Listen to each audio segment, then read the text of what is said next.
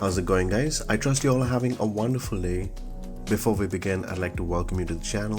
If you haven't subscribed yet, go ahead and subscribe by clicking on the bell button for future releases on this regard. This week has been quite interesting to see many developers showcase their new developments. To begin with, the Jabiru J160 series as well as the Jabiru J170 series from Iris Simulations. These are two-seater aircrafts which was initially launched in South Africa, actually named as Fat Boy due to its wide cockpit. So it comes with varieties of liveries, 16 in total to be precise.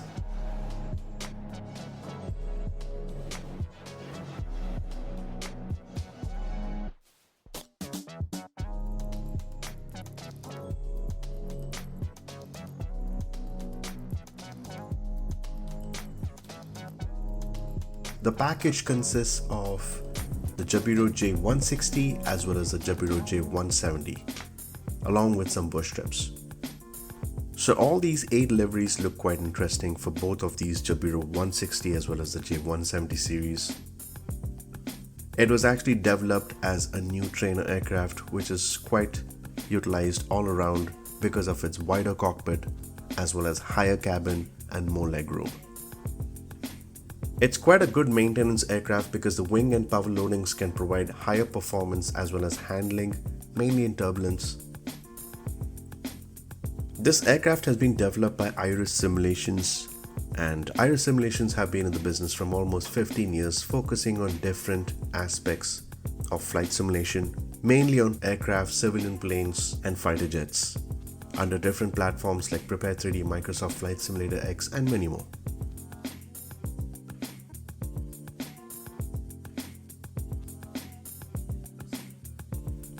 Along with this product, there's another bonus which includes a bush trip to explore both Gippsland Lakes as well as Eastern Victoria. So certainly it's going to be an exciting package. Sold at almost $25 US. It can be found at the Iris store or even Orbx direct.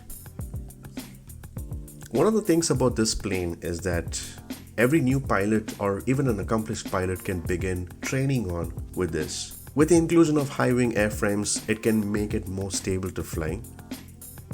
When tried this aircraft on the PC, it was quite fantastic in terms of performance because the Piper Club so far has been delivering good performance in terms of frames per second. This certainly was great. Being a third-party development product, this was quite reasonable, so definitely a good job for Iris Simulations for developing a very well-made product. This product has been closely linked with pilots who have been giving constant feedback on how the plane can respond to different conditions, along with sounds which have been original. The flight model is quite smooth, along with flight control surfaces. They respond as you expect it to, as well as the elevator trim reaction to control input is quite likely. All in all, this is quite an interesting aircraft for you to give it a try.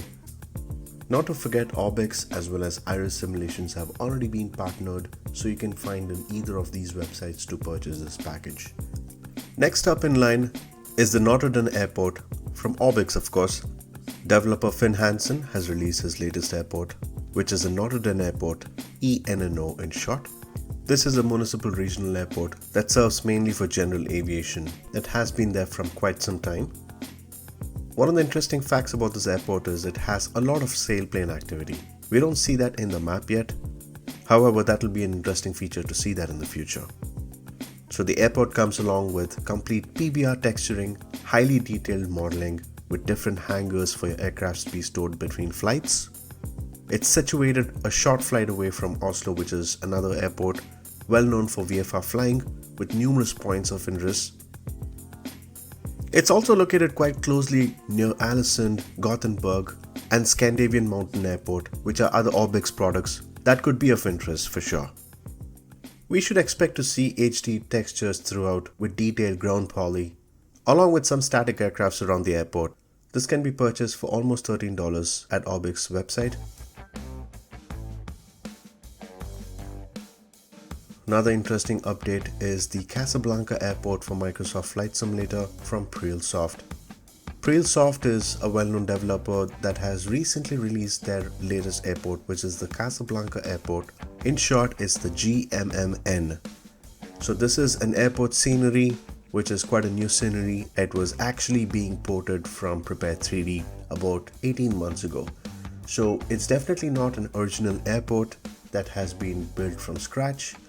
At least we need to appreciate and respect the fact that the developers have mentioned that this is a port from Prepare 3D platform and definitely has a lot of details that has been revised with this code. So this current airport has a few features. With the new platform that's been implemented, we should expect to see better ground features, PBR materials, dynamic lighting, and detailed terrain. The details of this airport looks interesting because it has every environmental factor surrounding the airport. So this airport is the busiest airport of Morocco and the 4th busiest of Africa. Key features of this airport include customized 3D buildings, vehicles around the airport which belong to the airport that gives a much more realistic factor, windows reflections, dynamic lights, autogen houses as well as trees, high resolution textures, native customized ground details, and of course the highly detailed rendition of the airport. One of the key features of this airport is that it's been better optimized for performance, so you should expect to see better frame rates.